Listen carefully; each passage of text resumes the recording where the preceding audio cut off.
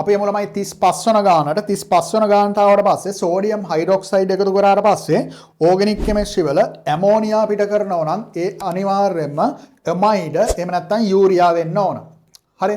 එතකොට මෙතන ඇමයිඩ් නම් A කියන එක්කෙනාගේ ඇමයිඩ් කාණ්ඩයක් ඉන්නවා, B කියන එක්කෙනාගෙත් ඉන්නවා, C කියන එක්කෙනාගෙත් ඉන්නවා, D කියන එක්කෙනා වුණ අපිට අයින් කරලා දාන්න පුළුවන්. එහෙනම් D වැරදි.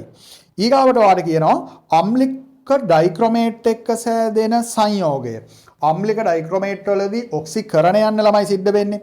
දැන් ඔයා බලන්න පළවෙනියගේ ඔයා දන්නවා මේ ඇල්කොහොල් කාණ්ඩය පළවෙනියගේ A කියන ප්‍රකාශය බලන්න CH2OH කාණ්ඩය ළමයි ඩයික්‍රොමේට් එකතු කරපුවාම COOH බවට තමයි පත් වෙන්නේ. ඉතින් එයාට 2,4-DNP එකතු කරා කියලා කාබොක්සිලික් අම්ල එහෙම රියැක්ෂන් එකක් නැහැනේ.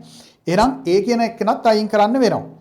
ඊගාවට B කියන එක්කෙනා බලන්න B කියන එක්කෙනා ද්විතීයික ඇල්කොහොලයක්. එහෙනම් එතන B කියන එක්කෙනාගෙන් ඩයික්‍රොමේට් එකතු කරාට පස්සේ කීටෝනයක් හම්බ වෙනවා.